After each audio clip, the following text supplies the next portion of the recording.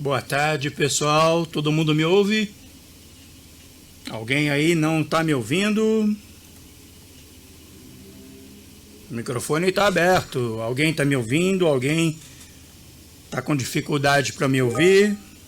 Opa, então beleza. Então estamos ao vivo, né?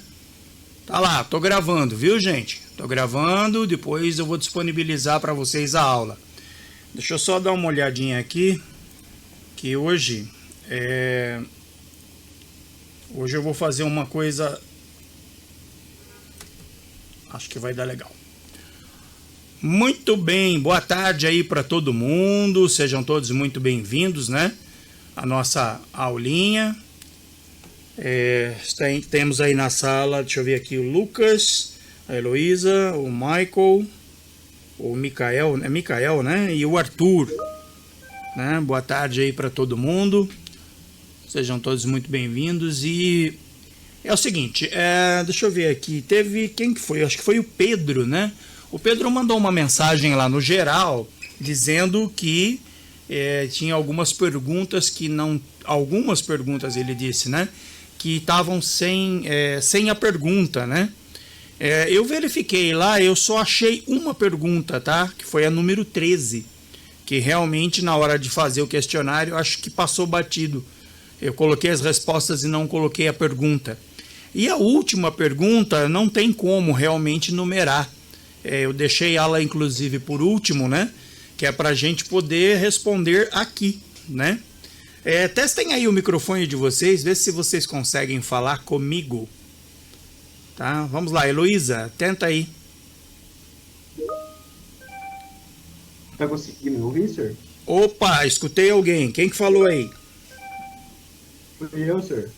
Eu quem? Lucas. Lucas, beleza, Lucas, tô te escutando, viu? Tá meio baixo, mas eu tô te escutando. Deixa eu ver se dá para aumentar aqui um pouquinho você, né? Fala aí comigo. Tá ouvindo agora, senhor? Eu acho que você tem que falar mais perto, então, porque eu já aumentei tudo que dava. Eu acho que é o meu microfone mesmo que é meio ruimzinho. Oi? Eu acho que é o meu microfone que é meio ruimzinho mesmo. Fala mais perto. É no celular que você tá ou não? Não, no computador. Computador? Acho que o seu microfone deve estar baixinho, talvez. Depois você pode configurar ele clicando lá nas configurações de som e você aumenta lá o volume do microfone. Lá tem jeito de aumentar, viu? Mas eu não vou pedir para você fazer agora não, porque tá dando para ouvir, né? Então é isso aí. Mais alguém? Heloísa quer tentar? Arthur, Leonardo. Falem o nome para mim saber quem tá falando. Arthur? Professor, dá para escutar? Sou o Arthur. Tô ouvindo. Arthur também. Ah, Tá me beleza. ouvindo, senhor? Leonardo, beleza. Falta a Heloísa e o Micael. Estão sem microfone. Se tiver sem microfone, escreve aí. Né? Se tiver sem microfone, escreve aí. Tá? Seguinte, gente, olha. O Pedro Henrique Cazula entrou agora. Tá me ouvindo, Pedro? Se tiver me ouvindo, abre o microfone e fala aí que você tá me ouvindo. Sim, estou te ouvindo. Aí, beleza. Pedro também tá me ouvindo, também tô ouvindo ele. Tá meio baixinho, né? Mas também eu acho que é o seguinte, olha, eu não posso aumentar muito aqui o meu volume, porque senão dá microfonia, tá? Quer ver? Se eu aumentar um pouquinho aqui, começa a pitar, ó. Então pode ser que seja por isso que eu estou ouvindo vocês baixo, né? Teria que pôr o fone de ouvido aqui para poder eu escutar vocês melhor, né? Mas tudo bem, acho que o importante é que os outros estejam ouvindo, né? É mais importante que os outros estejam ouvindo do que eu, na verdade, né? Eu escutando assim, né? É importante eu escutando o que você está falando já é suficiente. Então vamos lá, gente. Hoje nós vamos fazer uma brincadeira diferente, tá? Hoje nós vamos corrigir, tá bom? Nós vamos corrigir aquele nosso questionário, tá? Só que de que maneira? Nós vamos corrigir vocês respondendo o quiz, tá bom? Então, espera aí só um pouquinho que eu vou pegar uma tela aqui. Vou abrir aqui uma tela para vocês. Deixa eu ver como é que tá aqui. Tá aí, ó. Esse é o nosso questionário projeto de sistemas. É o mesmo questionário que vocês já responderam, tá? Professor, Oi? tinha uma pergunta nesse questionário sobre que era para enumerar os processos e não tinha como enumerar. Não tinha, você tinha que marcar isso em algum lugar. Infelizmente lá o questionário não dá essa opção, viu, Leonardo? É o Leonardo, né? E, infelizmente lá não dá essa opção. Então, tipos assim, você tinha que marcar num papel, alguma coisa assim, entendeu? E outra coisa, essa pergunta foi a última. Ela não valia nem ponto, era mais assim só para você entender se você leu aquele ponto lá a respeito do projeto do sistema, tá? Ela vai aparecer aqui, vocês vão ter a oportunidade de enumerar aqui ao vivo e a cores, tá bom? Ah, tá. Beleza. Então vamos que vamos, olha, vou começar aqui. Olha lá, os diagramas de modelagem arquitetural são úteis para peraí, tá meio pequeno aqui para mim. Comunicar as estruturas e as discussões equivalentes arquiteturais, para os membros da equipe, auxiliar no planejamento e na tomada de decisões durante o processo de desenvolvimento, tornam o trabalho mais fácil e confortável a ser feito durante o processo, aumentam a qualidade do sistema ao final do projeto, visando assim melhor satisfação dos stakeholders, todas as respostas acima. Então agora eu deixo aí para quem quiser responder a primeira, pode falar aí. Pode falar aí, quem quiser responder a primeira, pode falar, abre o microfone e manda ver, senão eu escolho um. Dou-lhe uma, vamos lá? Quem vai?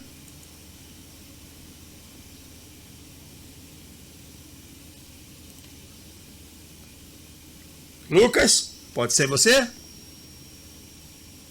Pode, senhor. Então manda bala. Pode ser mais de... É mais de uma, viu? Pode responder mais de uma se você então achar que é mais de uma. Pode ver que tem uma resposta que diz todas as respostas acima. Pode ser. Eu quero que você me diga. O que você acha? Eu acho que é a opção A e a opção B. Opção A e opção B. Alguém concorda com o Lucas? Pode se manifestar. Heloísa? Arthur? Também acredito que poderia ser Eu também. um pouco do processo C, eu acho. A, B e C ou A e C, como é que é? Eu acho que é só A e B. Só A e B. Arthur? Eu acho que, eu vou de B e C. B e C. Ok. Michael, quer manifestar alguma opinião? Heloísa? O Mikael falou que também concorda com o Lucas. Concorda com o Lucas? A e B. E a Heloísa falou que acho que é E. Paulo Henrique, boa tarde, seja bem-vindo. Bom, muito bem, olha, as respostas corretas, vou até clicar aqui, tá? As respostas corretas é A e B, tá? A e B são as respostas corretas, tá bom? Então, vamos aqui só recapitular, que já passou para a próxima pergunta, mas vou recapitular aqui, ó. Os diagramas de modelagem arquitetural são úteis para comunicar a estrutura e as decisões arquiteturais para os membros da equipe, auxiliam no planejamento e na tomada de decisões durante o processo de desenvolvimento. Então, é a A e a B, tá? Se vocês quiserem anotar aí, pode anotar. Depois eu vou mandar para vocês um PDF para vocês marcarem no PDF, estudarem pelo PDF se vocês quiserem, tá? Porque daí vocês estudam o PDF corrigido, né? Tá bom? Depois eu vou mandar. Normalmente eu mando antes, né? Mas, para ser bastante honesto, eu esqueci de mandar o PDF para vocês. No PDF dava para marcar aquela última questão, né? Mas tudo bem. Vamos lá então. Próxima pergunta é: implementar a interface do usuário para permitir a entrada e exibição de informações são características de teste de software, caso de uso, associação entre ator e caso de uso ou desenvolvimento. Deixa eu ver aqui quem que vai responder. Bom, o Arthur, o Lucas e o Leonardo. Vamos lá, Paulo. Você que entrou por último. Qual é a sua opinião aí a respeito dessa pergunta? Pode abrir o microfone e falar, eu estou ouvindo. Eu acho que alguém tinha respondido o caso de uso, não sei quem, mas alguém respondeu. É caso de uso, na sua opinião? Olha... acredito que sim, caso de uso. Caso de uso. Ele é mais a parte do... que representa uma função que o sistema realiza para o ator específico. Então... Ok. Então, o Paulo tá... É Paulo, né? Foi o Paulo Não, que falou, né? O Não, Paulo está dizendo que é caso de uso. Você, Arthur, diz o quê?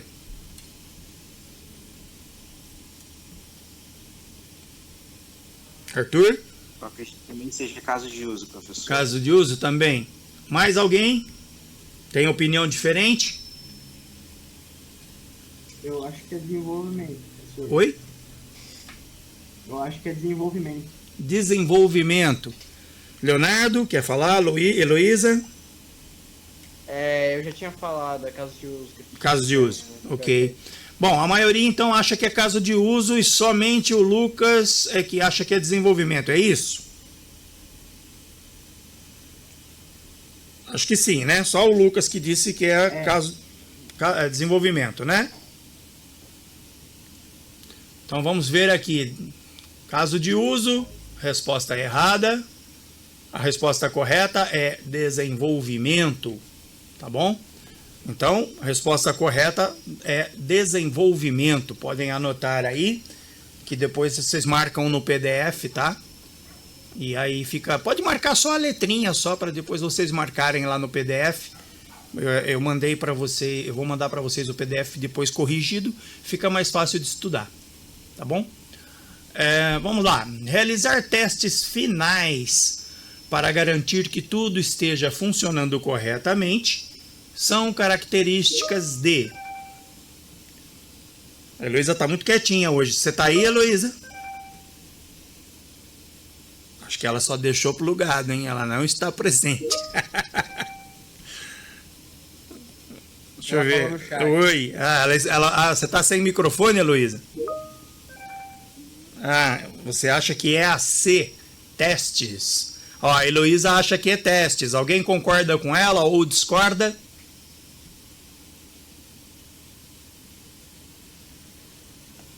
Leonardo, Arthur, Paulo, Micael. Eu acho que é implantação. Implantação. Leonardo então acha que é implantação e a Heloísa acha que é testes. Mais alguém? Eu acho que é implantação também, senhor. Implantação. Então, temos duas implantação e temos um caso de testes que é a Heloísa, né? Mais alguém?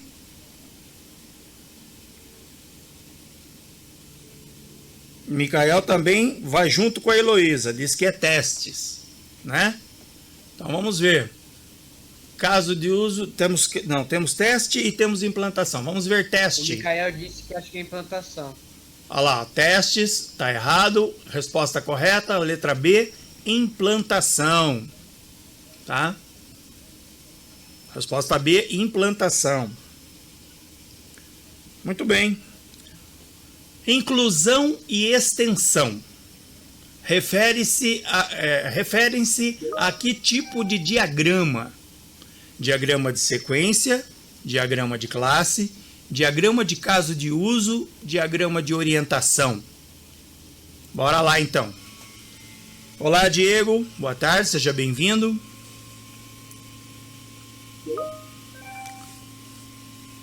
Vamos lá. Leonardo está dizendo que é letra B, Leonardo, é isso? Não, senhor, essa daí é a da última. Ah, é da outra, né? Tá bom, então. Então, vamos fazer assim, quer ver? Pera aí. É porque tem gente que está respondendo o escrito, né? Então, ó, eu coloquei uma linha aí. Para baixo da linha agora vocês respondem. Tá bom? Fica mais fácil, para não confundir. Então, vamos lá. Inclusão, extensão, referência. Referenciam-se a que tipo de diagrama? Sequência, diagrama de classe, diagrama de caso de uso, diagrama de orientação. Letra C, diagrama de caso de uso para o Michael e para o Leonardo. Mais alguém? Eu acho que é a letra C também. Lucas também acha que é letra C, ó, legal. Heloísa. Letra C também, pro Paulo. Heloísa também acha que é C. Muito bem, todo mundo acha que é letra C, né? Então vamos lá. Parabéns, vocês acertaram. Realmente, ó, inclusão e extensão são aqueles dois balõezinhos, né? Que fazem a inclusão e a extensão quando você tem algum outro caso de uso que você precisa utilizar para poder, por exemplo, que nem lá no nosso diagrama estava... Para marcar a consulta é necessário achar o prontuário, né? Então era uma extensão, né? Se não me engano, acho que era isso. Muito bem. Além das relações entre atores e casos de uso, os próprios casos de uso podem ter relações entre si? Verdadeiro ou falso? Quem vai de verdadeiro? Quem vai de falso?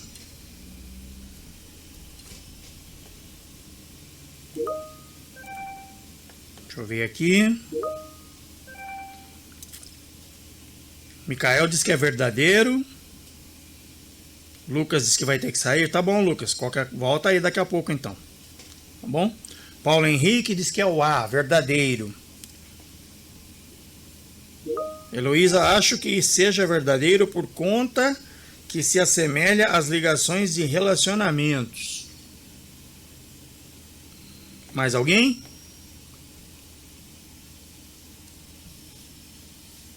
Mais alguém gostaria de se manifestar aí, dar sua opinião, Arthur? Vou de verdadeiro também. Verdadeiro também pro Arthur. Né? Ô, gente, deixa eu fazer uma pergunta. Vocês disseram que tem 9 pessoas na sala, mas eu vi lá no grupo, tem 38. E o resto? Não, na sala tem 38 como um todo. Agora nas aulas online entra menos. Ah, entendi. Então, isso significa que os outros não estão entrando. Tem gente que não pode entrar. Eu, por exemplo, estou no trabalho. Ah, entendi. Entendi. Não, é que eu tô perguntando isso porque provavelmente a hora que acabarem essas reposições, talvez eu vá dar aula aí para vocês, né? Então é só para mim saber. Então a turma é 38 alunos, mas alguns não podem entrar, né? Entendi. Então tá bom, vamos ver aqui então. Além das relações entre atores e casos de uso, os próprios casos de uso podem ter relações entre si. É verdadeiro. Verdadeiro. Como vocês podem ver, vou ter que espirrar. Desculpa. Não sara essa gripe de jeito nenhum. Como vocês podem ver, tudo isso que eu coloquei, tanto no Teams como aqui, que isso aqui é uma cópia do Teams, tá? Tudo isso está diretamente relacionado com o texto, tá? São frases que estão lá no texto, então tá bastante tranquilo, né? Vamos assim, só dá uma lidinha no texto que acha a resposta facinho, tá bom? Vamos lá então. Eu gostaria de falar para vocês aí que falem para os colegas que não podem entrar aqui para fazerem pelo menos as atividades, tá? porque isso conta ponto depois para vocês na hora da nota, tá? Então vamos lá. Nossa, te mando no grupo, senhor. Coloca isso lá pra gente, avisa todo mundo que as tarefas são importantes, porque como eles não entram aqui, né? Eles vão ter que ler o material e responder, né? Fica um pouquinho mais difícil, mas não é impossível, tá bom? Então vamos lá. Vamos para a próxima. O sistema, também conhecido como caixa de sistema, está presente em qual diagrama? Diagrama de operação, sistema de uso, sistema Bondari, sistema de inclusão e extensão. Acredito que seja o sistema Bondari, não? Sistema Bondari. Arthur falou sistema Bondari. Alguém concorda com ele? Alguém quer se manifestar? Eu estou vendo aqui um monte de letra C. Já é dessa pergunta?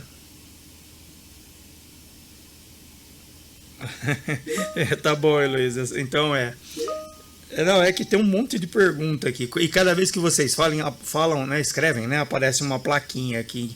E essa plaquinha cobre o chat. Então eu não vejo na hora que vocês estão digitando. Mas beleza. Então, letra C, sistema Bondari. Alguém quer me explicar o que exatamente é esse sistema Bondari? Só para fortalecer a ideia. Alguém que tá ciente mesmo do que é? Quer responder aí para mim? O que é o sistema Bondari? Se tiver difícil aí... Glória seria tipo pegando da explicação que a gente tinha visto lá das aulas, era tipo um retângulo que dentro dele ele envolve todos os casos de uso do sistema, algo assim. Isso aí, isso aí mesmo. O sistema Bondari são as fronteiras, né? Ali dentro dessas fronteiras estão todos os seus elementos, né? Todos os seus casos de uso, todos os seus componentes, né? Por assim dizer, né? Esse é o sistema Bondari, tá bom? Então, todo mundo acertou, sistema Bondari, né? E vamos para 7. Os casos de uso ajudam a monitorar e corrigir eventuais problemas após a implantação, implementar atualizações e melhorias conforme necessário, fornece suporte contínuo aos usuários, nenhuma das respostas ou todas as respostas. Letra D. Todo mundo está dizendo que é a letra D. Nenhuma das respostas? Então os casos de uso não tem nada a ver com isso? Essa é a opinião da maioria?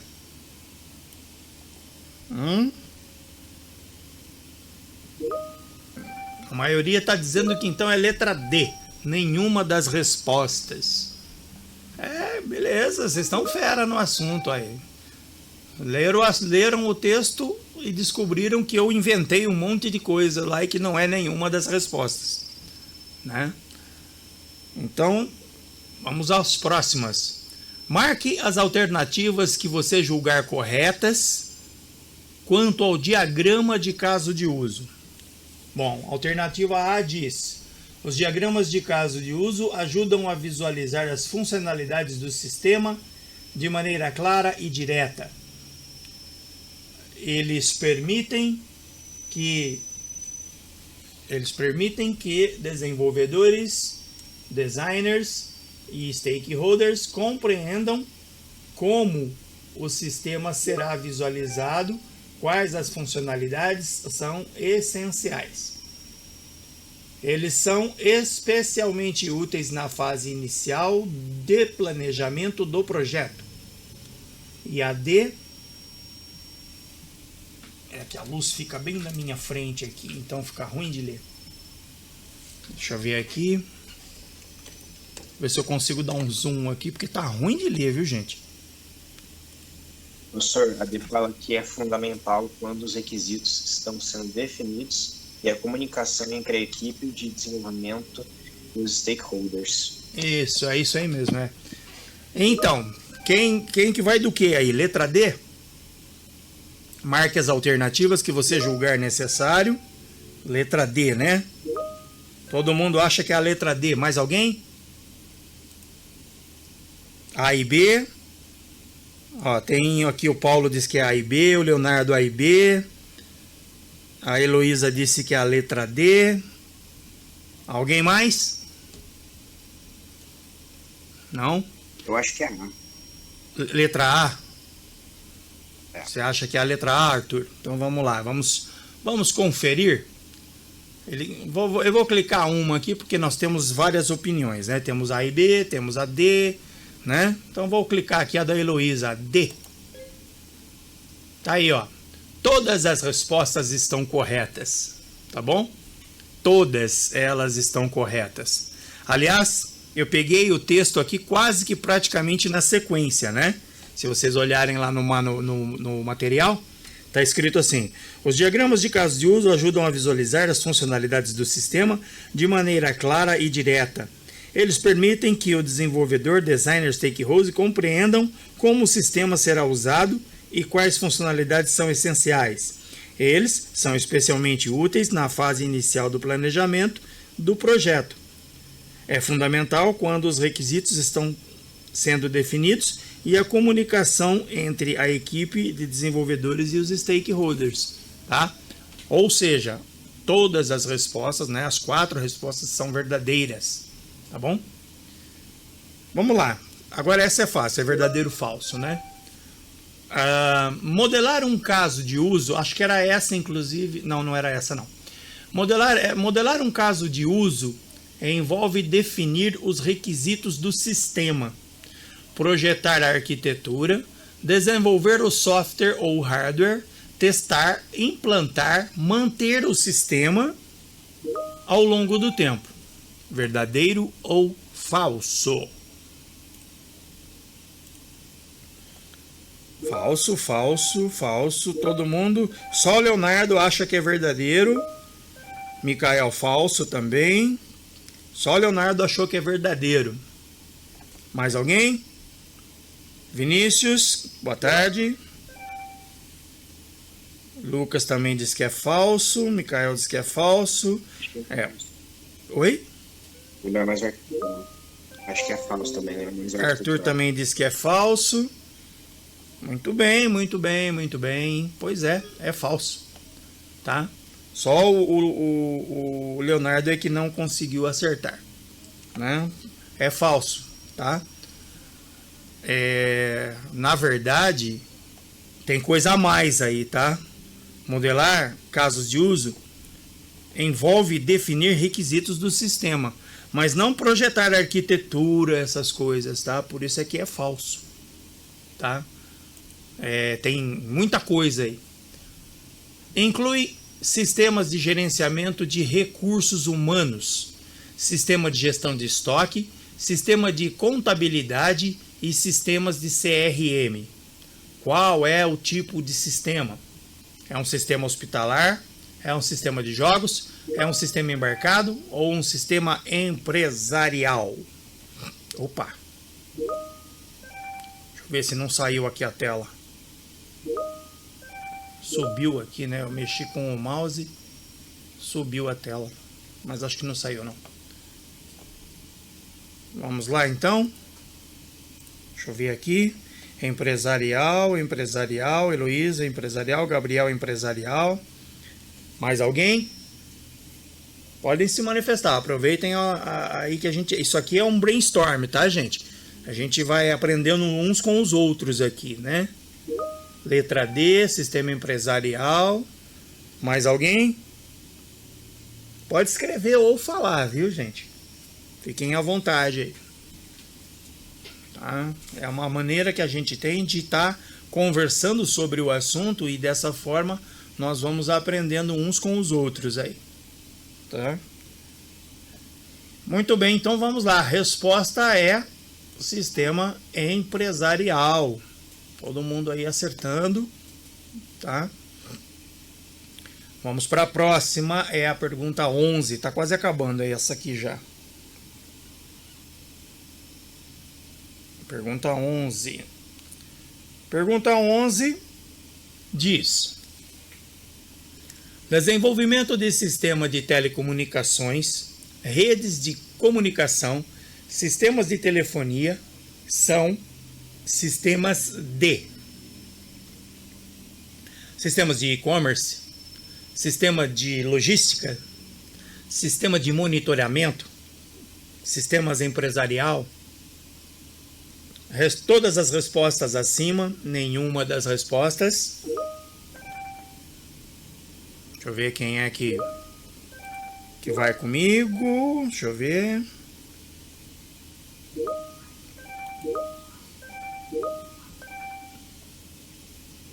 Deixa eu ver aqui. Letra F, nenhuma das respostas. O Pedro também diz que é F, Gabriel diz que é F, Leonardo diz que é F. O Lucas também diz que nenhuma das respostas. E o Paulo, nenhuma das respostas. Todo mundo acho que respondeu nenhuma das respostas, né? Então, vamos ver aqui. Correto, nenhuma das respostas acima, tá? Seguindo, então, desenvolvimento de plataformas de aprendizagem online, sistema de gestão de cursos, ferramentas de ensino à distância e é um sistema de educação online. Isso é verdadeiro ou é falso? Acredito que é verdadeiro. Verdadeiro. Deixa eu só ver aqui quem foi que falou. Podem ir escrevendo aí.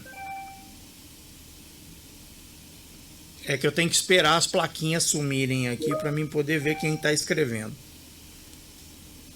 Né? Porque aparecem as notificações que vocês estão respondendo, né? E ela fica bem na frente do chat. Muito bem, ó, a maioria diz que é verdadeiro. Vamos ver então. Certa resposta, é verdadeiro. Né? Quem que falou que... Tem uma aluna que chama Isabeli, não tem? Eu só vi ela, acho que no primeiro dia, depois não vi mais. É que ela até falou que estava se sentindo num talk show.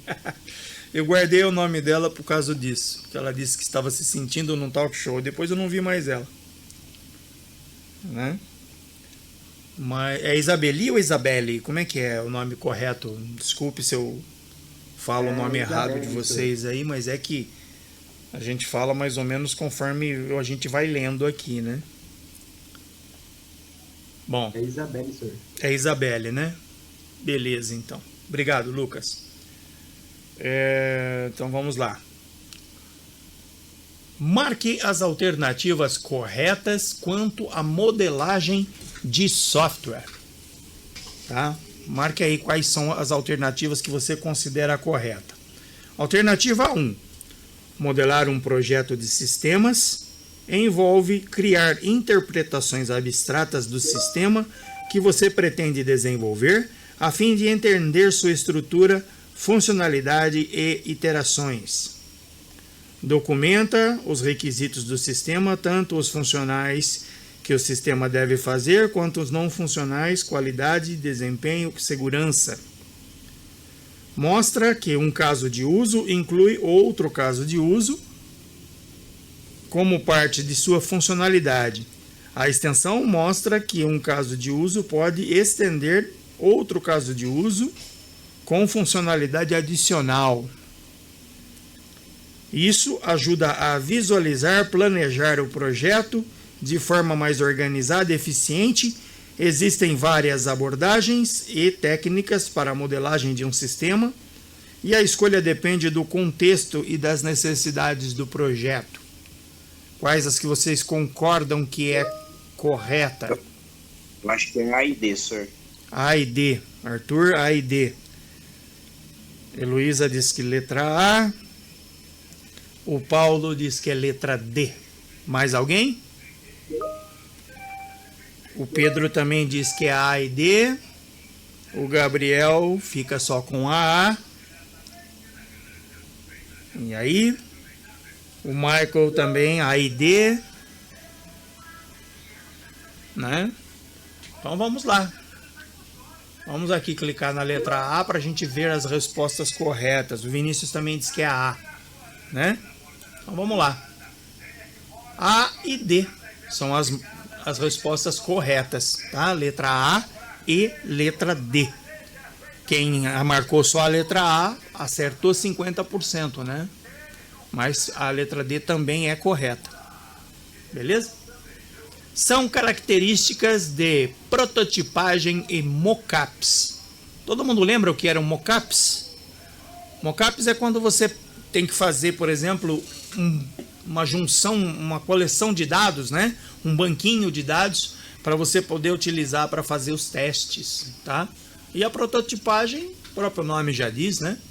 É você criar um protótipo do sistema que possa ser testado, né? Que possa ser manipulado para ver se funciona realmente, se está funcionando, né? Como foi pedido, né? Então vamos lá. A, B, C e D. Quais são as características da prototipagem e dos mockups?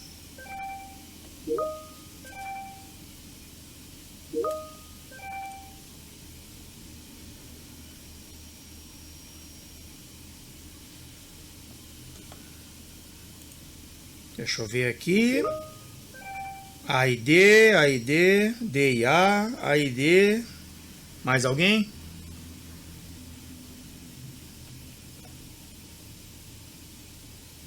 Ó, tem mais 12 pessoas na reunião. Será que consigo pôr todo mundo aqui na tela? Acho que não, né? Muito bem, olha aí. Pode responder no chat quem estiver aí participando, tá? Pode responder aí no chat, porque nós vamos aprendendo uns com os outros aqui. O Michael diz que é letra A, Vinícius A e D, Gabriel D e A. Depois o Vinícius D e A também. Vamos ver então a resposta correta. Letra D e também a letra A, ou letra A e letra D. Agora vem aquela última que era a pergunta que não dava para numerar. Então eu vou pedir para vocês escreverem aí a numeração que vocês concordam, né? Aí no nosso chat, tá? Quem tiver uma opinião diferente, pode escrever aí, tá bom? Deixa eu fazer um risco aqui, só pra gente não se perder. Para baixo da linha aí, façam as suas numerações aí.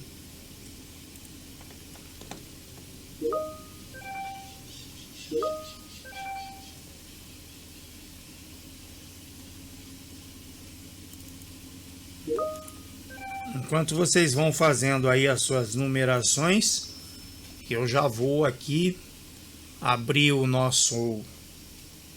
Já vou abrir aqui os nossos slides para a gente dar continuidade no assunto, tá? Acabou aqui a nossa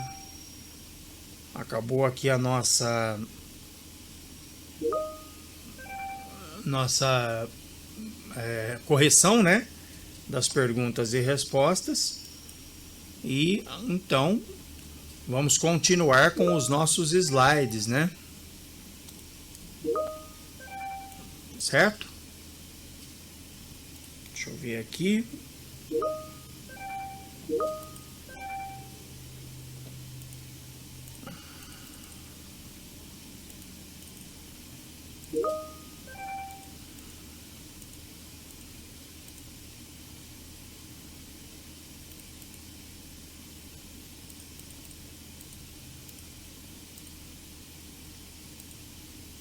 Tá aí, ó. As respostas da ordem estão aí, ó. Tá? Análise de planejamento é 1, modelagem é 2, desenvolvimento é 3, testes é 4, implantação é 5 e manutenção é o 6. Tá bom? Essas aí são as nossas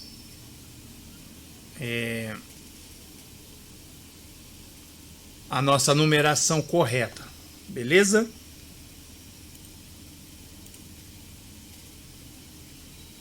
Essa aí é a nossa numeração correta, é essa aí que eu passei para vocês, tá? Alguém ficou com alguma dúvida? Quer que eu repita? É só seguir lá o nosso slide, tá? Ó, se vocês puserem aqui o nosso slide, ele tá na parte do modelo do projeto de sistemas, né? Olha aí, ó. Análise do planejamento, certo? Aí, análise do planejamento, né? Deixa eu voltar aqui.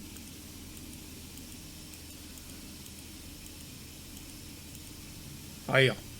São as etapas do nosso projeto. Primeiro você faz uma análise, um planejamento, onde você coleta os requisitos detalhados, identifica os atores, as funcionalidades, né?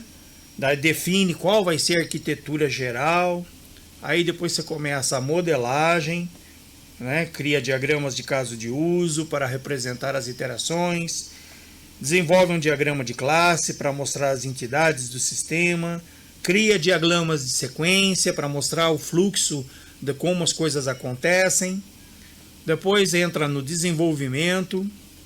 Depois no desenvolvimento faz os testes. Depois a implantação e a manutenção é a última, né? E depois na manutenção também são feitos testes, tá? Que são corrigidos, né? Esses testes ajudam a corrigir alguns erros, né, que acontecem pós-implantação, né? Então esses erros são corrigidos na manutenção, certinho? Então vamos lá, deixa eu ir aqui então, que agora nós vamos dar continuidade da onde a gente parou. Se não me engano, eu acho que eu parei aqui, né? Na modelagem arquitetural, né? Era o slide 24. Eu parei aqui, tá? Então agora nós vamos falar um pouquinho sobre diagrama de sequência, tá? O diagrama de sequência é uma ferramenta de modelagem visual usada na engenharia de software para representar a iteração entre objetos e um sistema ao longo do tempo. Ele mostra a ordem em que as mensagens são trocadas entre os objetos durante um processo ou cenário específico. Os diagramas de sequência ajudam a compreender o fluxo de execução de um processo e a troca de informações entre objetos e a dinâmica das interações no sistema, tá? Bom, basicamente explicando para vocês, o diagrama de sequência mostra qual é a ordem que as coisas acontecem, né? Por exemplo, o usuário precisa fazer login, isso aí é o caso de uso. Mas o que é fazer o login? Bom, fazer o login ele tem que colocar o usuário, a senha, né? E clicar lá no Enter tal para poder fazer. Essa é uma sequência, ele não pode colocar a senha, somente a senha ou somente o usuário. Tem uma sequência lógica para isso acontecer, senão não dá certo, ok? Aí o sistema retorna para ele dizendo se está ok ou não. Depois lá no diagrama vocês vão ver que existe uma seta que vai numa direção e uma seta que é o sistema respondendo na direção contrária, tá? Então, basicamente, isso é o diagrama de sequência, tá? No diagrama de sequência, os componentes de um diagrama de sequência são o ator e o objeto. Como eu disse, o ator, no caso, é o usuário, tá? É o participante externo que interage com o sistema, tá? E os objetos são as entidades dentro do grupo, né? Normalmente é a classe que Por exemplo, a classe login retorna se o login foi feito bem corretamente ou não, certo? Ficou compreendido isso? Alguém tem alguma pergunta? Gostaria de perguntar alguma coisa? Se alguém quiser perguntar alguma coisa, pode perguntar aí que a gente tenta esclarecer aqui. Não? Tá certo, então vamos em diante. Deixa eu ver aqui, alguém escreveu alguma coisa? Deixa eu ver aqui. Tranquilo, então vamos lá. O que é o diagrama de sequência? Bom, explicando um pouco melhor o que é o diagrama de sequência. O diagrama de sequência tem a linha de vida, que também é conhecido como a linha de execução. É como eu disse para vocês, no diagrama você vai ver uma seta que vai de um ponto para o outro e o sistema devolve também através de uma seta, tá? Essas setas trazem as mensagens, tá? As mensagens são setas horizontais, tá? Elas voltam indicando a comunicação que existe entre os objetos. Elas mostram quem envia, a setinha fica apontada para um lado, e quem recebe a mensagem e qual o tipo de mensagem está sendo transmitida. Tá? As autônomas são anotações textuais que podem ser adicionadas ao diagrama para fornecer informações adicionais, esclarecer partes específicas do processo ou explicar detalhes. Olha, vamos imaginar o seguinte cenário. Você tem que digitar o seu CPF, ok? E aí, na hora de digitar o seu CPF, você coloca lá o seu CPF com pontos, tracinho, né? E aí você recebe uma mensagem de alerta de volta dizendo assim: digite apenas os números. Apenas números. Por quê? Porque o sistema já entendeu que você digitou coisas a mais do que os números, né? E para ele essas coisas a mais não interessam. Ponto, tracinho, barra, essas coisas não interessam, né? Só os números é que são interessantes, tá? Inclusive ontem eu estava dando uma aula de dispositivo móvel e eu estava ensinando eles a fazer a validação do CPF, tá? Então, na validação do CPF, só os números é que interessam. Eduardo Barbosa, entrei na aula só agora porque estava trabalhando. Perfeito, Eduardo, tranquilo. Só peço a você que pegue o material lá, depois dê uma boa lida. Se você não respondeu ainda o questionário, responda, tá? Porque, como eu já disse aqui mais de uma vez, essas atividades são pontos para a nota de vocês, tá? Eu não sei se eu vou continuar com vocês o resto do ano, né? Mas se eu for, eu não costumo dar prova, eu me embaso pela participação de vocês na aula, pelas tarefas respondidas, tá? É assim que eu me embaso na hora de dar o conceito, tá bom? Mas voltando aonde eu estava, então quando você recebe aquele alerta dizendo que você deve colocar apenas números, não interessa pontos e tracinhos e barras, nada disso, isso é uma mensagem autônoma do sistema, informando você de coisas que são adicionais àquele procedimento. Ela está te informando que você está cometendo um erro, colocando pontos, tracinhos e etc. Então isso é uma forma de esclarecer você de que você está fazendo algo errado e que não vai dar certo, tá? Não tem como eu validar o CPF se você digitar essas coisas aí, né? Então eu tenho que te informar, olha, somente números, tá? Ou então eu teria que criar uma rotina que retirasse os pontos, os traços, né? Já pensando que o usuário pode fazer esse tipo de coisa. Porém, é meio confuso isso, você criar uma rotina, porque daí então eu tenho que criar uma outra rotina se caso ele digite letras no lugar de números. Então é mais fácil eu estabelecer um critério. Olha, aqui apenas números, Se você digitar letras e outra coisa, eu já digo que o CPF é inválido. Se você digitar pontos, tracinhos, essas coisas, eu já digo que é inválido. Porque eu não tenho como fazer cálculo de pontinho. Eu consigo calcular números. Tá?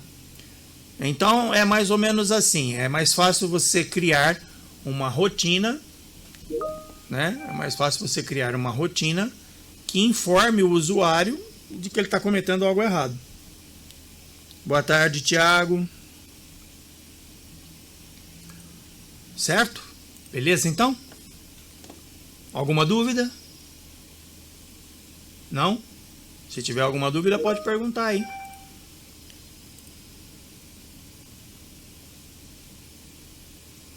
Treino de futebol. Eita, temos um atleta na sala. Tranquilo, tranquilo, Thiago. Você joga no Rio Branco? Rotinas, tá? Vou explicar o que é rotina. Rotina é um procedimento, tá? É um procedimento. Vamos dizer assim, eu quero somar 2 números, tá? Em programação isso. Eu quero somar 2 números e eu sempre vou somar 2 números. Então, o que que acontece? Eu crio uma função, uma rotina de soma. Quando eu entrar esses 2 números e clicar o botão, ele executa essa rotina e devolve o resultado. Ele executa essa função e devolve o resultado. Pode ser chamado de rotina, procedimento, função, tá?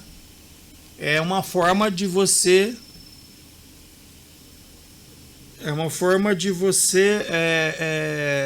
executar aquele mesmo procedimento, tá? Sempre é o mesmo procedimento. Você só muda os parâmetros, os valores, mas o procedimento é o mesmo. Que nem no caso, como eu falei, uma rotina que diga para o usuário que ele digitou algo errado. Ela sempre vai estar lá. Cada vez que ela notar que ele digitou algo errado, ela atua, dando para ele a mensagem. Isso é uma rotina. Tá? Beleza? Então é mais ou menos a ideia é essa. Sempre que você fizer algo errado, aquela rotina está ali para testar se aquilo que você fez está correto. Porque, embora possa parecer que não, mas o usuário faz coisas assim. Se vocês pegarem um banco de dados, por exemplo, um cadastro para ver, vocês vão ver nome escrito com letra minúscula, vocês vão ver data de nascimento com tracinho e data de nascimento com barra. Vocês vão ver valor de moeda com cifrão e valor de moeda sem cifrão. CPF com pontos e CPF só com números.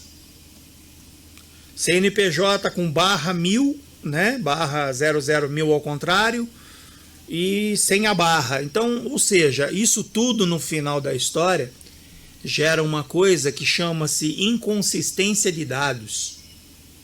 Por que isso? Porque, por exemplo, se eu for pesquisar um CPF e eu colocar só os números do CPF, ele vai pesquisar somente os CPFs que só têm números. Os que têm pontos não vão aparecer na pesquisa. Tá? Eles não vão aparecer na pesquisa, porque o parâmetro que eu informei é apenas números. Tá? Então, isso no banco de dados tem que ser tratado, né? Antes de ser incluído no banco de dados, ele tem que ser tratado.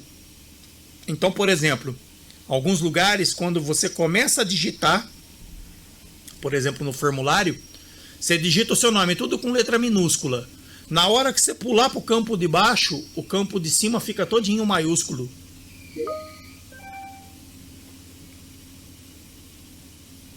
Sim, vou fazer um PDF depois e vou mandar lá para vocês no grupo, tá? Vou colocar lá no grupo a continuação, para vocês estudarem, tá?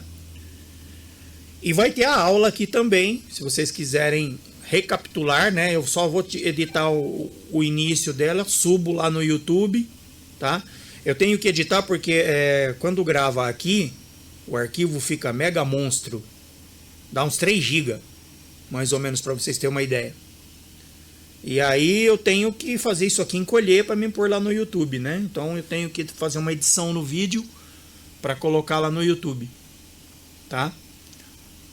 Mas voltando ao que eu estava dizendo, então a rotina é o procedimento que vai corrigir essas coisas, tá? Você vai tratar esses possíveis erros do usuário, tá? Na programação, quando você está digitando um formulário, tem como você aplicar isso. Por exemplo, quando o campo nome perder o foco, né? Quando que ele perde o foco? Quando você muda para o campo de baixo. Então, o campo de baixo ganha foco e o campo de cima perde foco. Então, quando ele perde foco, eu aplico uma rotina. Transforme todas as letras em maiúsculas. Quando eu for para o outro campo, vamos dizer, quando o campo CPF perder o foco, retire todos os pontos e traços. Tá? Mas enfim, são rotinas que eu tenho que fazer de tratamento dos dados para poder os dados serem gravados no banco de maneira correta, tá? Então é mais ou menos isso aí que são rotinas, procedimentos, né? Que são executados pelo sistema de forma autônoma, tá? Ninguém faz nada, ele faz sozinho, certo? Micael quer que explica novamente exatamente o que você não entendeu. Me explique aí. Você quer que eu comece a falar sobre a rotina, tudo de novo? Não entendi. É isso que você não entendeu? O que são as rotinas, os procedimentos? A parte da linha da vida? Ah, tá. Então vamos lá. A linha da vida é a execução do processo, tá? Do sistema. Então, quando você diz assim, eu vou fazer login, o usuário deve fazer login. Esse é caso de uso, tá? Mas como é que ele faz isso? Ele tem que digitar usuário e senha, né? E o sistema vai responder para ele se está ok ou não. Então, a linha da vida é o processo de execução da parte do usuário para o sistema e do sistema de volta para o usuário dizendo se o login dá ok ou não, tá? E a mensagem vem junto, né? A mensagem faz parte do sistema respondendo, tá? Quando o sistema responde, é a mensagem que ele está te dando de volta, tá? E as mensagens autônomas, como eu expliquei, são alertas, informações de algo que você precisa ser esclarecido para você e que é de forma autônoma. O sistema faz sozinho, independentemente de é só você cometer o erro que ele faz. Ficou claro? Posso passar para o próximo? Ficou claro? Depois, qualquer coisa também, você pode assistir a aula novamente e vai parando. Eu não sei se vocês assistiram a outra aula lá. Eu capitulei. A primeira aula eu capitulei, tá? Porque era uma aula bem grande, né? Tinha bastante slide. Então eu fui capitulando por temas. Para que vocês pudessem, tipo assim, eu vejo um tema, vejo outro, à medida que eu vou tendo necessidade, tá? Essa aqui talvez também, dependendo do número de slides aqui, talvez eu faça capítulos lá no YouTube, tá? É que aí demora um pouquinho mais para mim fazer, mas dá para fazer sim, dá para fazer uns capítulos, tá bom? Muito bem, vamos lá. Seguindo então, fragmentos de interação. Esses fragmentos são loopings, laços e alternativas que permitem modelar as estruturas de controle, como repetições, decisões dentro do fluxo de iteração. Então vamos lá, olha, eu vou explicar essa questão. Alguém aí já está fazendo a parte da programação? Porque, por exemplo, na parte da programação nós temos alguns laços, né, que a gente chama, que é, por exemplo, o do while, né, ou while apenas, dependendo da linguagem que você está programando, é só o while, às vezes é do while, Depende muito da linguagem. Que faz o quê? Ele fica mantendo uma rotatividade ali dentro. Ele vai até um determinado ponto do programa e volta no início. Pseudocódigo em TPA. Aí a gente já viu esses laços. Pois é. Esses laços são as iterações, né? São os fragmentos da iteração. Tá? Quando você faz um for, por exemplo, né? Você põe lá for i igual 1, i menor que 10, i mais. Aí dentro desse for vocês mandam ele escrever. Escreva na tela contando e coloca o valor de i, que é o contador, né? O i começa em 0, certo? Na primeira passada, i passa a ser 1. Na segunda passada, i passa a ser 2. Na terceira, i é igual a 3, e assim por diante, até ele chegar no 10. Quando ele chegar no 10, ele pula fora do laço. Acabou. Então, o que vai acontecer? Se vocês montarem isso que eu acabei de falar, na tela vai aparecer para vocês o seguinte. Contador 1, 2, 3, 4, 5, até 10. Né? Só que é muito rápido, viu, gente? Você clica fazer, ele já põe na tela, porque é muito rápido, né? O for trabalha super rápido. Tá bom? Mas enfim, são fragmentos de iteração. Os loops, os laços, tá? As alternativas, o que são as alternativas? São os ifs, né? Se cor igual vermelha, faça isso. Se cor igual azul, faça aquilo. Tá? Ou podemos colocar o senão também, né? Se número maior que 10, diga... Não, peraí, deixa eu mudar. Se idade, vamos por idade. Se idade maior que 18, diga, você é maior de idade. Ou seja, qualquer idade maior que 18, o sistema vai responder, você é maior de idade.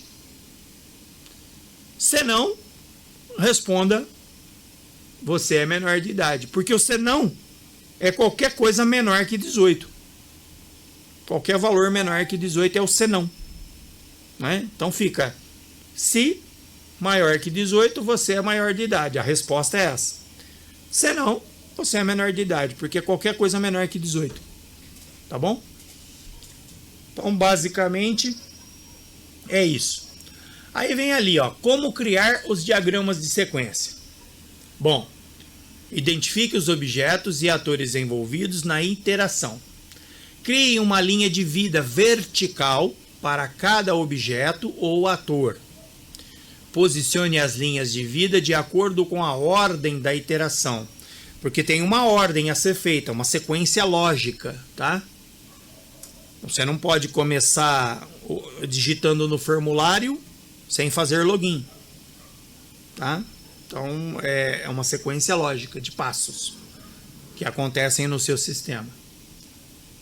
Então vamos lá, adicione mensagens entre os objetos mostrando a troca de informações. Use fragmentos de iteração se necessário, no caso os loopings, para modelar as estruturas de controle. Adicione autonotas para explicar as partes importantes do diagrama.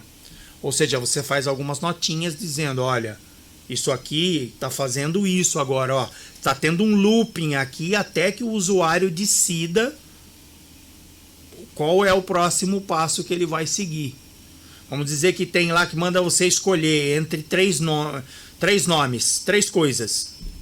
Então ele fica girando entre um looping ali até que você escolha. Quando você escolher, ele sai do laço. Tá? Então é mais ou menos isso. E aqui nós temos o nosso diagrama de sequência para vocês verem. Tá aí, ó. Então veja lá, ó. O cliente, ator, solicita abertura de conta. Tá? O outro atorzinho, quem é? É o banco. Então tá vendo lá a caixinha? Aí o banco faz o quê?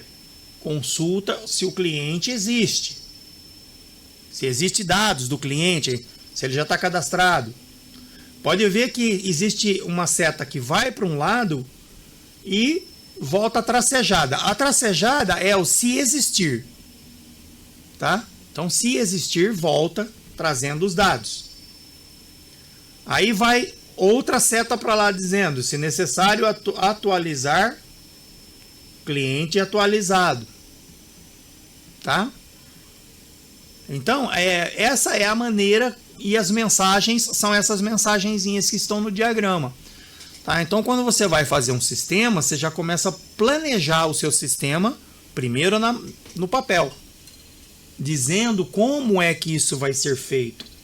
Porque isso fica claro para o programador, fica claro para o gerente de projeto, porque normalmente o gerente de projeto é um cara da área, né? O arquiteto de projeto é um cara da área, né?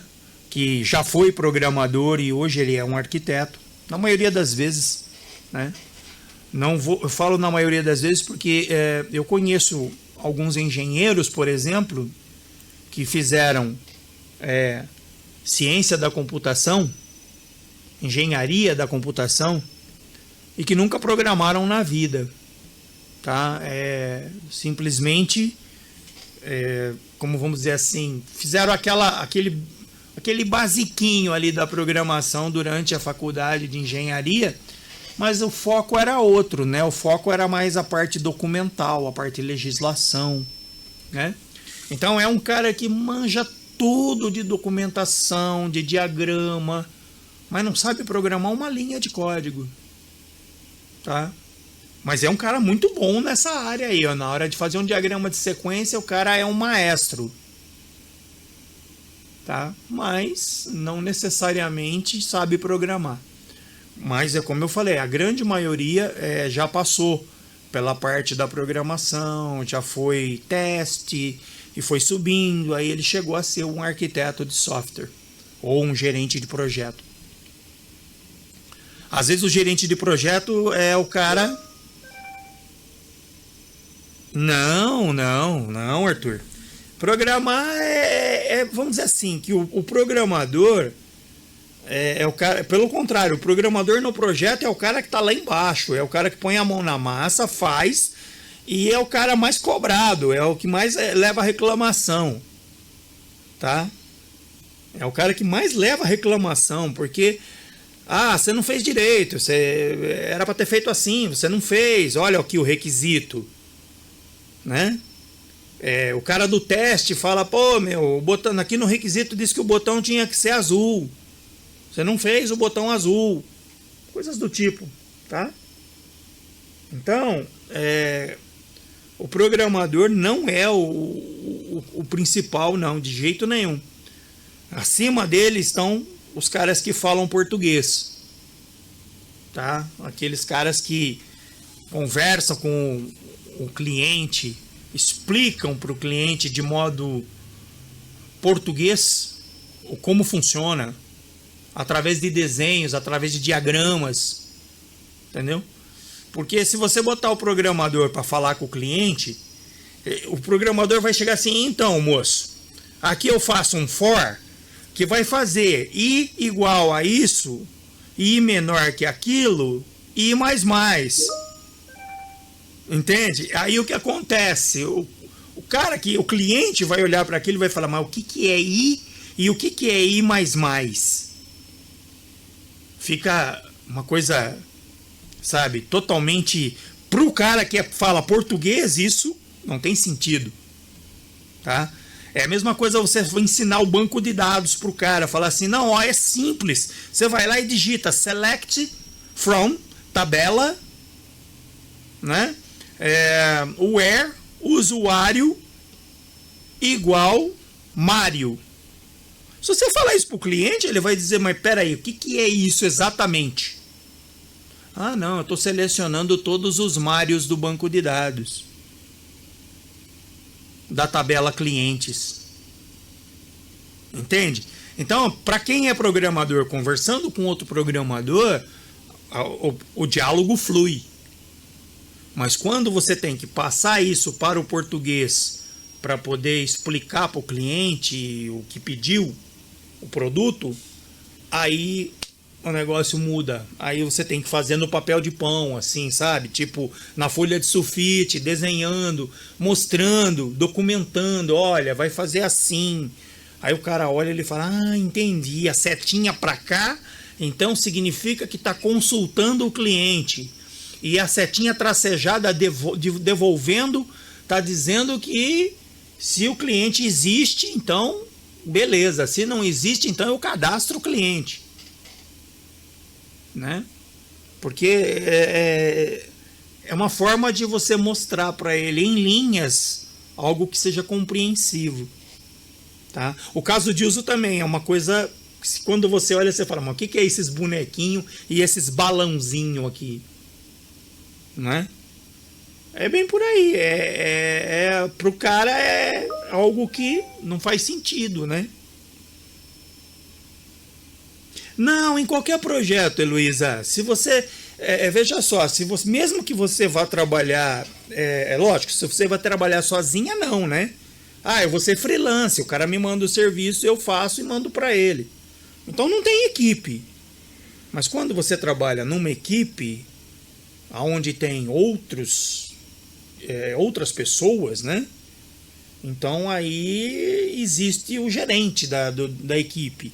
E aí quando o projeto é aquele serviço que chega. Olha, construa o software da farmácia. Aí o cara lá da farmácia, ele não manja nada de programação. Então ele diz assim, eu queria um software que fizesse o meu controle de estoque. Aí o programador, quando ele lê os requisitos, ele tem que pensar, bom, peraí, eu vou fazer uma rotina de programação aqui que faça esse controle de estoque, que cadastre, exclua, né? Altere o preço. Você entendeu? Então, aí a gente entra na questão da rotina de novo, explicando, né? Quando você fala do software, né?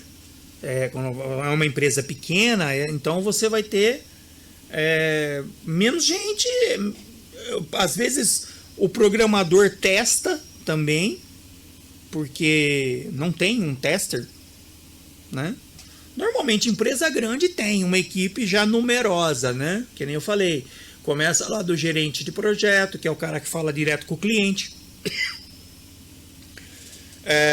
Depois vai descendo para o assistente do gerente e vai descendo até chegar no programador, tá? O programador é o cara que faz o serviço, certo? E é o mais cobrado porque qualquer coisa que der errado é nele que estoura o pepino. Desculpa.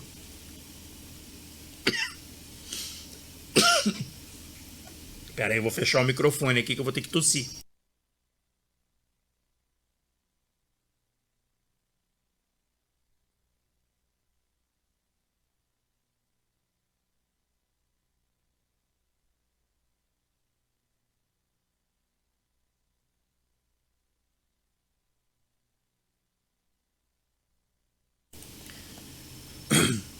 Preciso lembrar de trazer uma garrafa d'água a próxima vez.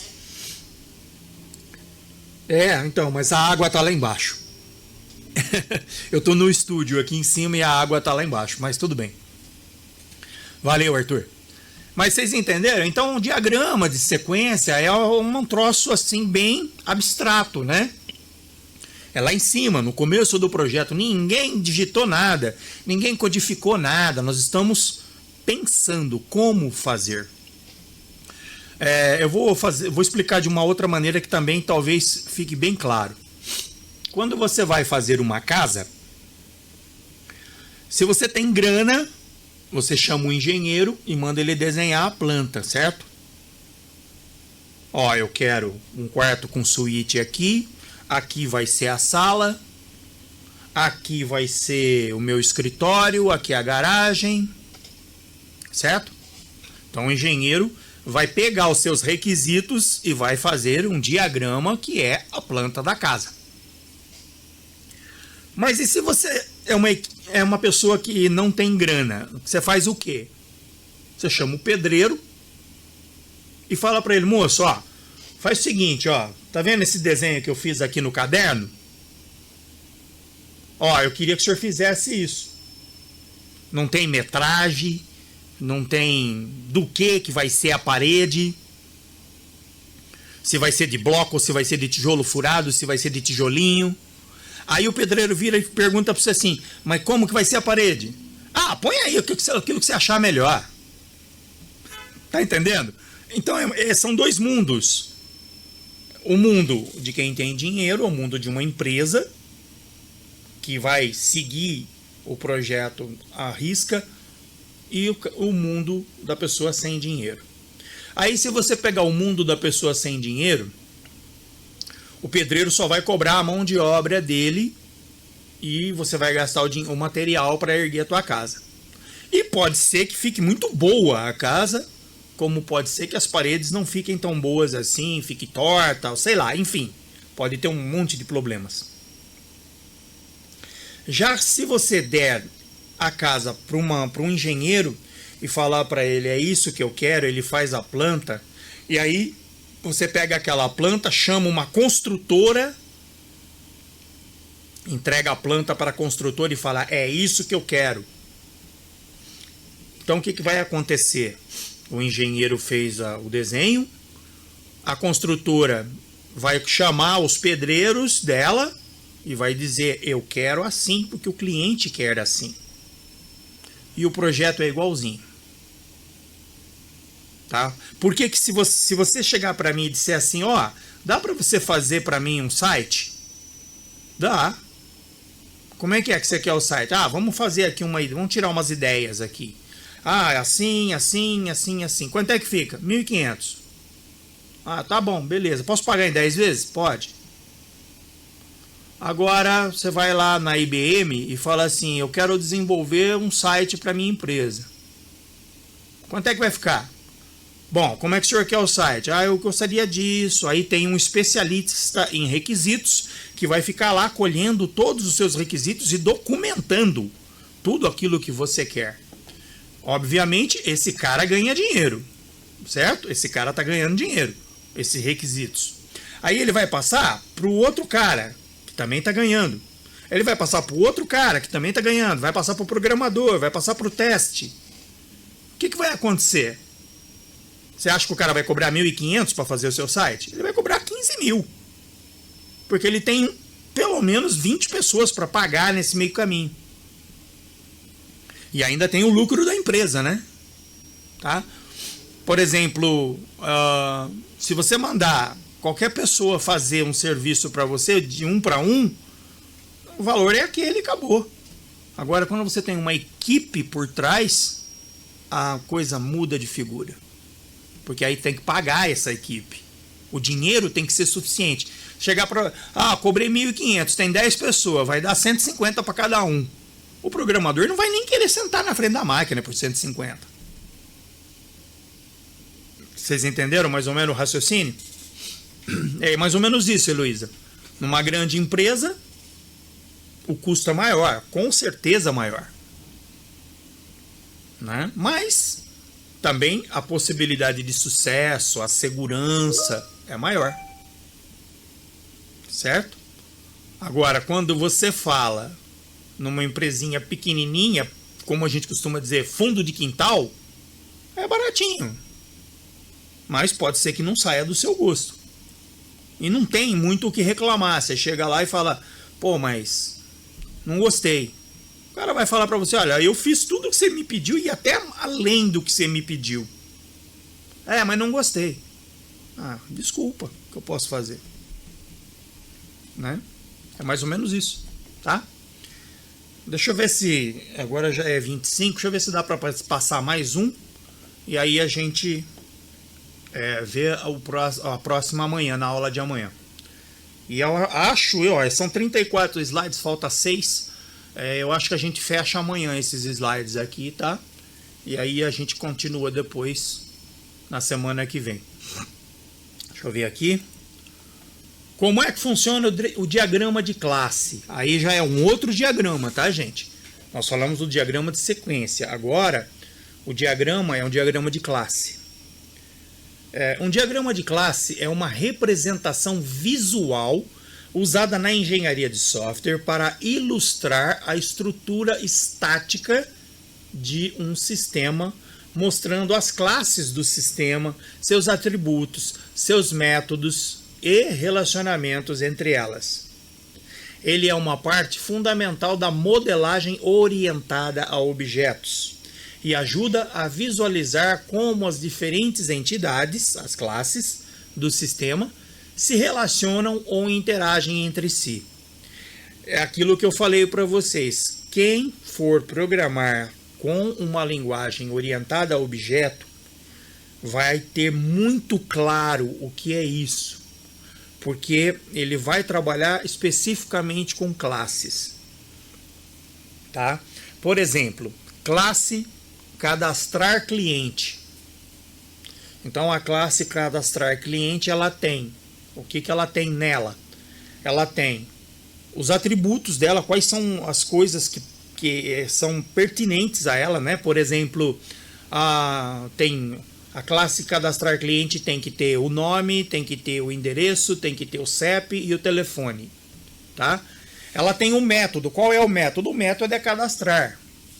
Ela tem um relacionamento, ela pega os dados do formulário, da classe formulário, tá? É como se eu dissesse para você assim: existe a classe família, né? Porque toda família tem aquele grupo de pessoas, né? Pai, mãe, filhos, não o número de filhos, mas filhos, ok? Aí, cada filho forma uma nova classe que é a sua própria família, tá?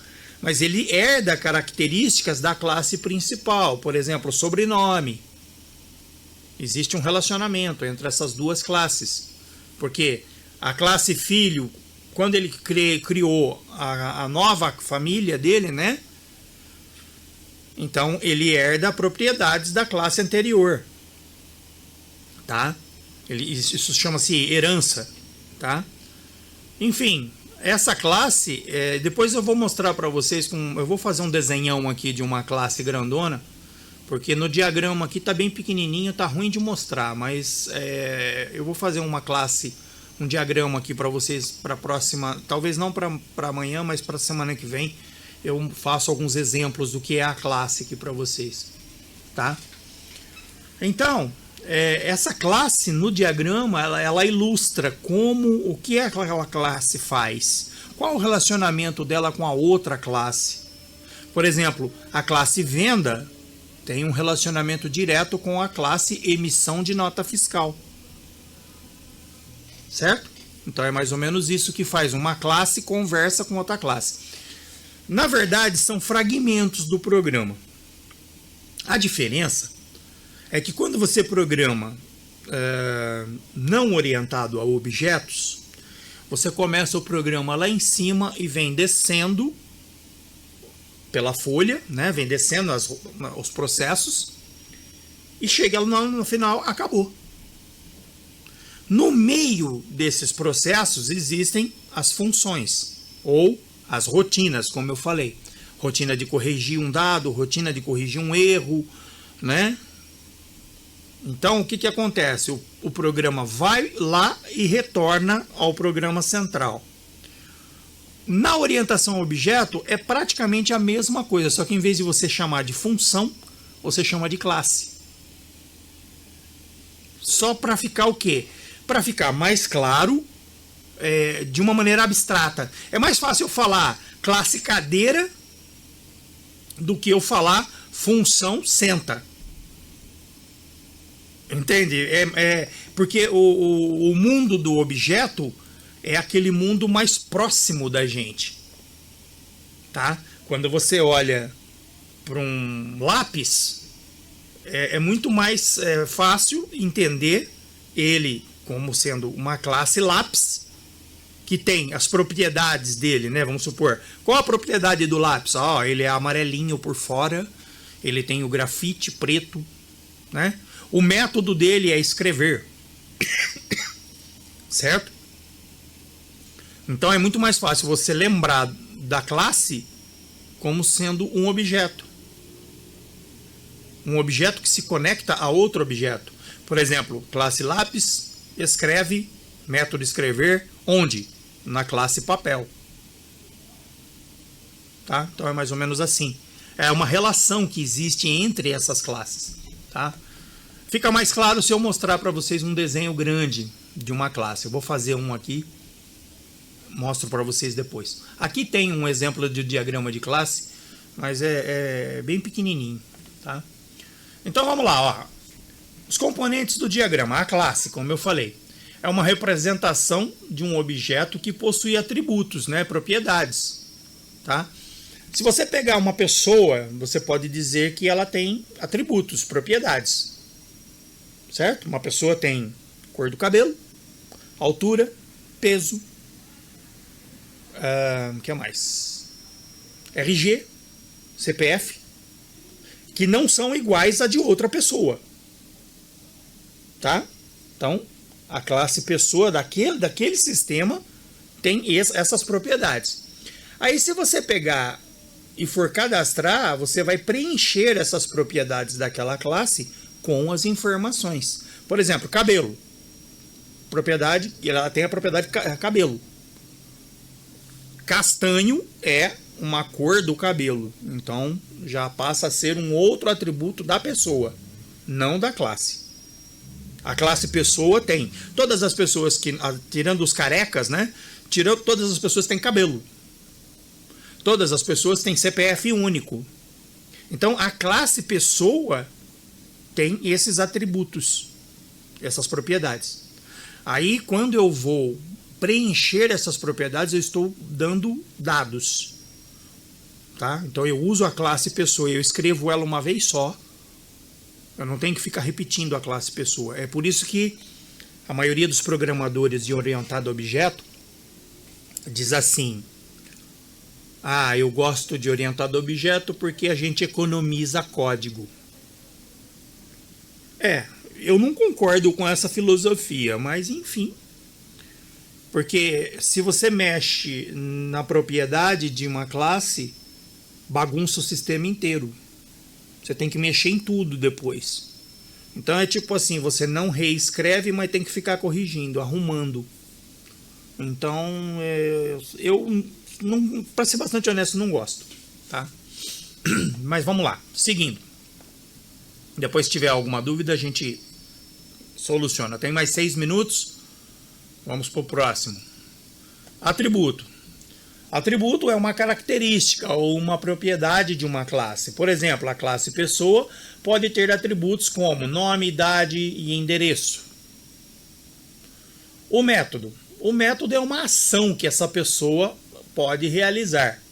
Por exemplo, a classe carro pode ter os métodos ligar motor, acelerar e frear.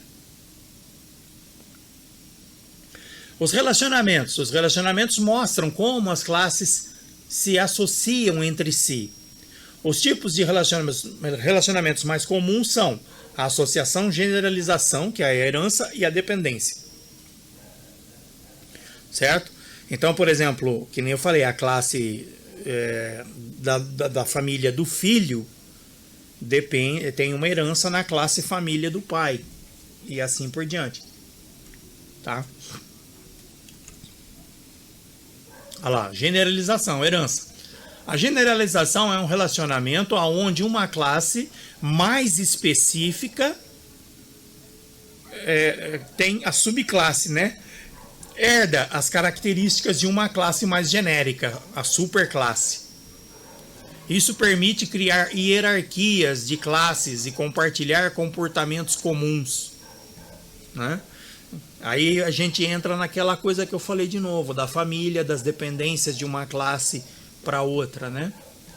Dependência indica que uma classe utiliza outra classe, geralmente por meio de um método, e isso representa uma conexão mais fraca em comparação a uma associação. Quando uma classe está associada a outra, a dependência é maior. quando a classe utiliza a outra através de um método, né, ela é uma conexão mais simples, mais fraca. Agregação e composição. Esses são os tipos de associações que expressam relações entre um todo e suas partes.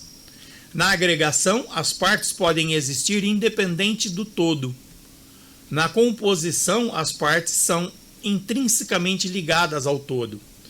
Então, no caso da agregação e da composição, é como se você tivesse múltiplas classes que fazem coisas diferentes dentro de um sistema que é o todo. Tá? Basicamente é por aí, certo? E acho melhor a gente parar por aqui, porque senão vai dar um nozinho aí na cabeça de vocês daqui a pouco, né? Então eu vou pedir para vocês fazerem o seguinte: faça uma pesquisa a respeito desse termo das classes, como elas se relacionam, tá? Usem esses tópicos que eu abordei aí nesse último slide, porque isso aqui é bastante importante. Vocês vão usar muito se vocês forem programar em orientado a objeto, tá? Vocês vão ter que conhecer isso de trás para frente, tá? O que é uma classe, o que é um atributo, o que é um método, o que é um relacionamento, o que é uma associação, o que é uma generalização, uma dependência e uma agregação e composição. Aqui nesse slide está bastante sucinto, tá? Se vocês pesquisarem cada um desses itens no Google, vocês vão achar umas definições mais concisas, tá? Principalmente para quem vai trabalhar com orientação a objeto. Quem tem vontade, né, de ser programador, de trabalhar com orientado a objeto, com certeza vai precisar conhecer isso, como eu disse, de trás para frente. Só que é uma coisa que quando você começa a trabalhar faz todo sentido, tá? A partir do momento que você começar a trabalhar com linguagens como Java, C#, são as duas mais, né? Já tem Python orientado a objeto, tem PHP orientado a objeto, onde você cria também classes em PHP que interagem umas com as outras, tá?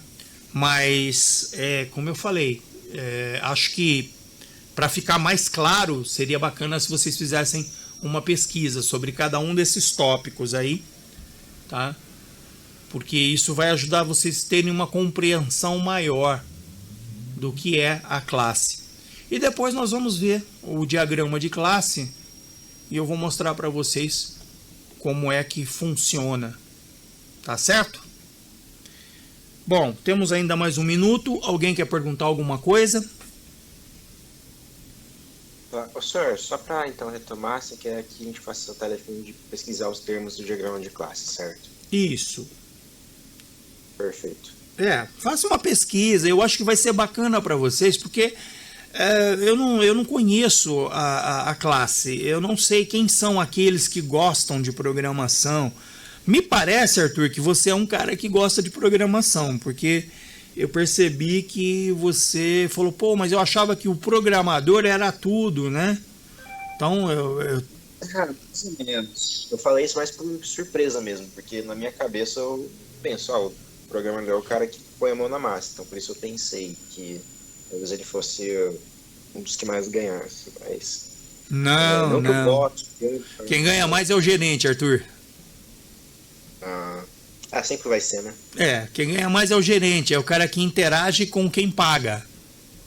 Tá? É o gerente que faz o Portugal lá, que conversa com o cliente. Ele é o cara que ganha mais. O programador, o tester, são, vamos dizer assim, componentes da equipe. Tá? Então, se você pegar aí, você fala, bom, vou montar uma equipe de 15 pessoas, vou pagar 3 mil para cada um. Né? Então, eu já estou falando de 45 mil.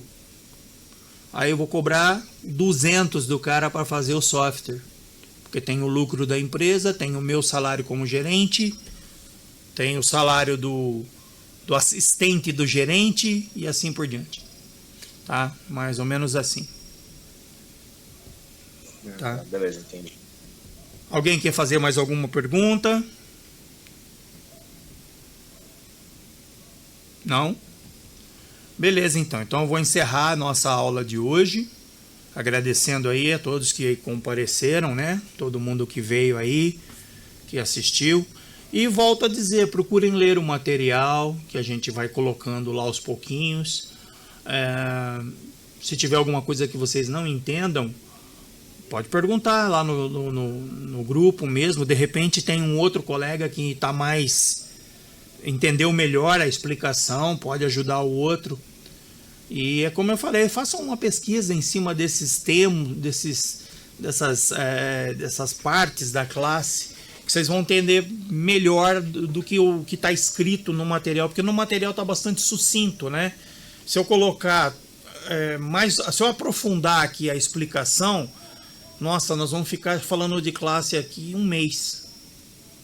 Tá? Então eu acho que é assim, para aqueles que realmente têm o desejo de trabalhar com linguagem orientada a objeto, com projeto, é legal você conhecer mais profundamente a classe. Mas só aqueles que têm vontade realmente de trabalhar com isso. Tá? Porque aqueles que não pretendem trabalhar com isso só vão absorver o conhecimento, mas não vão utilizá-lo, né? Eu acho que é importante você utilizar o conhecimento, né? Eu, por exemplo, não gosto de orientado a objeto, então eu corro dela, para falar a verdade. Tá? Não é uma linguagem que me agrada. Como eu disse, eu discordo da filosofia. Então, é a mesma coisa, eu discordo da filosofia de que Linux é um sistema operacional legal. Né? Você fala isso para pessoas que usam Linux, eles vão ficar muito bravo, né? Mas eu discordo. Eu acho que é um sistema muito fuçado. Muita gente fuça, muita gente mexe e nunca você consegue fazer com que funcione redondinho, né? É muito legal assim. O Linux, por exemplo, é muito legal para quem quer aprender a modificar o sistema, porque ali é aberto o código, então você vai lá, você mexe, você fuça, você transforma, enfim, você cria a versão sua. Mas você tem que ser um cara muito que gosta disso. Um gerente de projeto não vai fazer isso. Beleza? Então, agradeço aí a todos vocês. Nos vemos amanhã às 17 horas para falar um pouquinho mais a respeito disso aí, tá bom? Uma boa noite a todos.